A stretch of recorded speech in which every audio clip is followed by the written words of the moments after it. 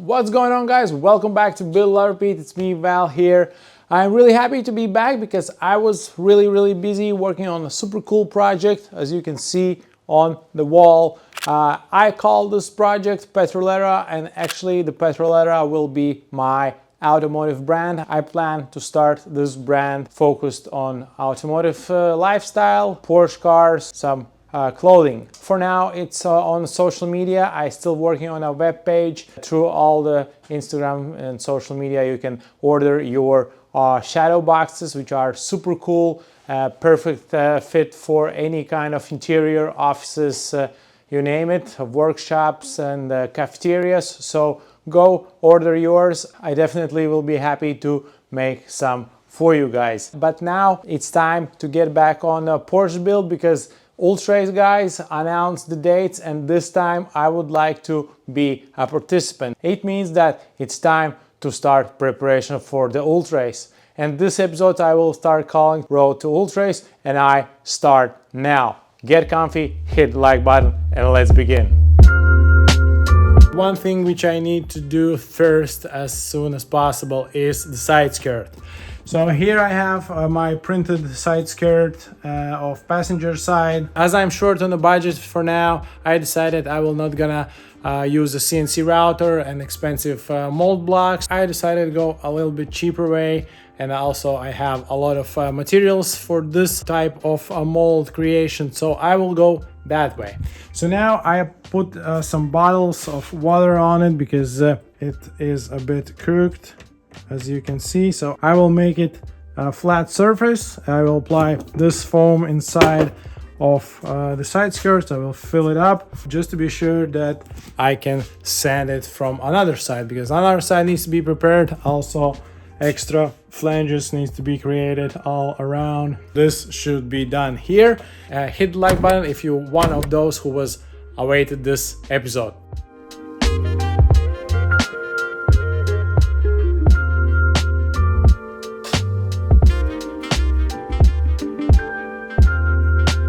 But while foam is getting hard, I will show you how I made this 3D printed side skirt.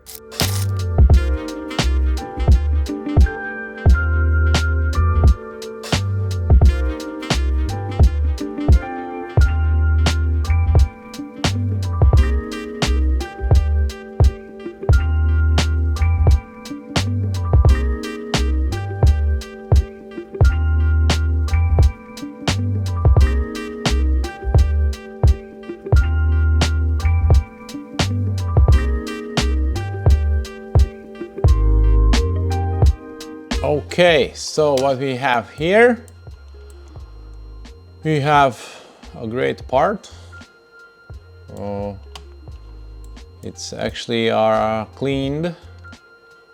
So let's save it and let's play in a measurement tab, because we need to the planes and attach it to coordinate system.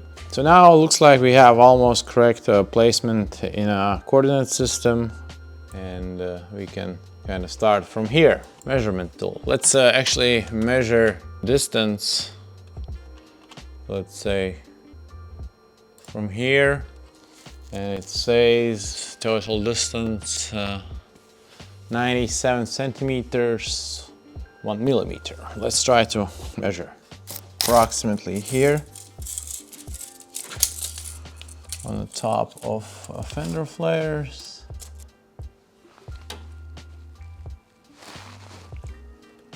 No way.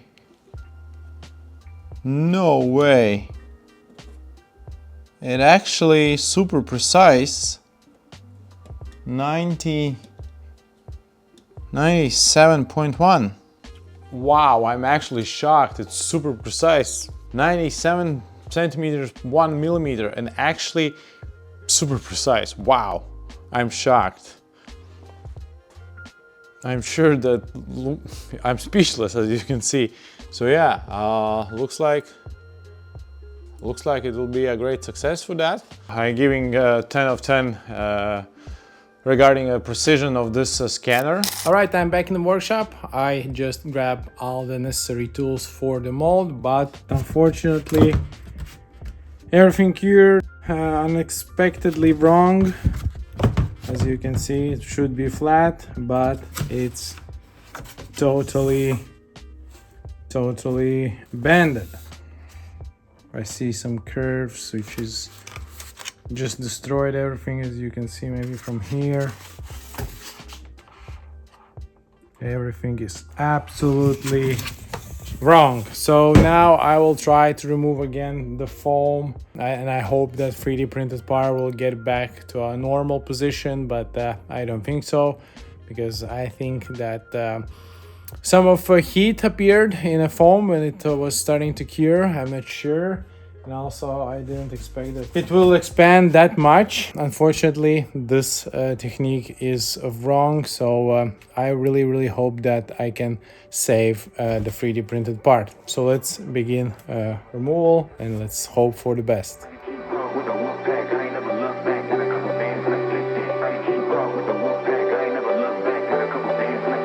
That was pretty easy. I'm really happy with that. I just cut it out, and it looks like I will be able to save 3D printed part. It looks a bit dirty with the foam, but yeah, it now can be again straight, more or less. I will do some other tweaks.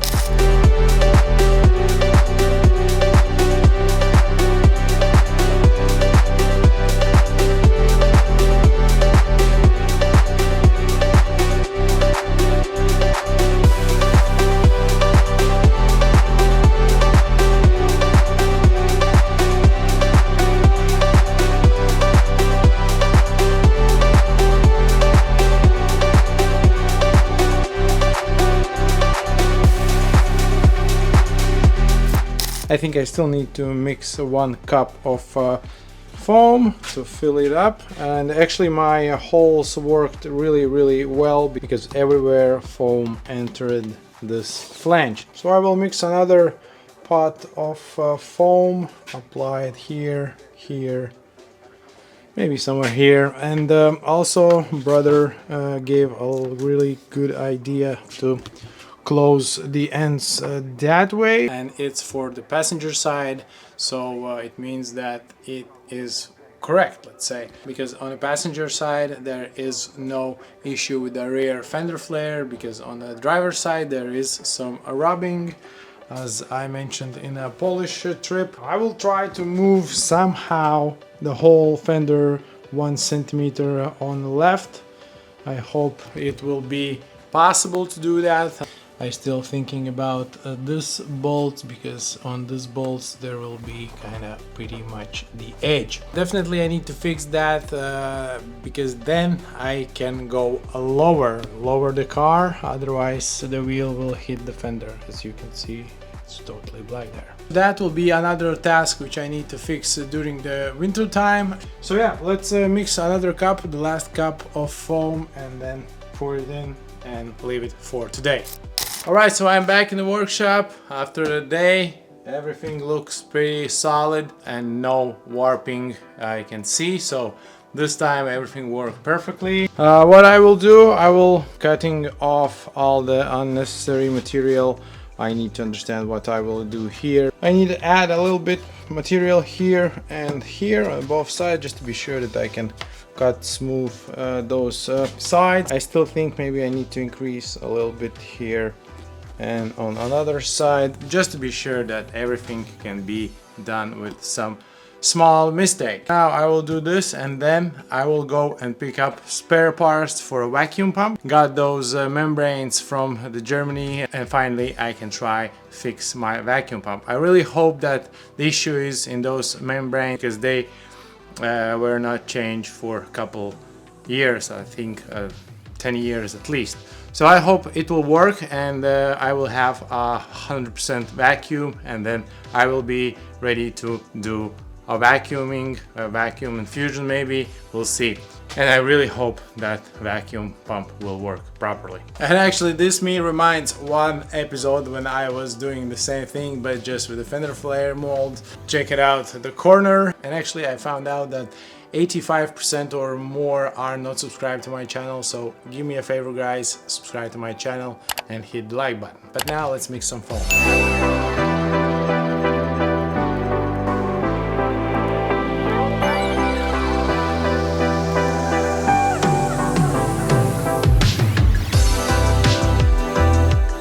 Alright, so foam is totally cured, so now everything looks okay to work with it and create all necessary flanges for the mold. Now let's try to remove it from the table as I glue it down. So now looks like everything is still glued to the table because it's not coming off, as you can see as I'm wiggling. So let's undo this and then let's answer the important question with the vacuum pump. Will it work or not?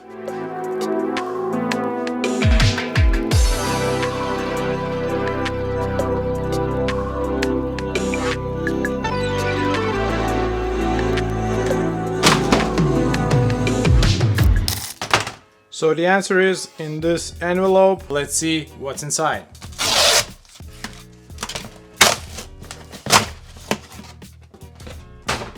There is two membranes, just a piece of a rubber. Some material inside, in between, I don't think so you will be able to see. Yeah, it's possible to see that there is some material inside. I paid for those two membranes something around 60 euros. I hope it will work because these coming from the manufacturer. So let's put a pump on the table, disassemble it and change the membrane.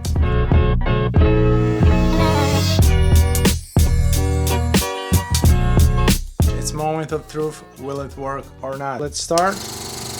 Already you can see a movement of the needle. So let's see where needle will go. Uh-oh. There is no 100% vacuum. So membranes are not the issue, and now I'm a bit sad because where to find an issue is a good question for now. Maybe there is some problems in these. So if you know where to find an issue with this maybe specific pump, or at least you can point me where to look, please comment below. I will definitely appreciate your help and I hope I can fix this.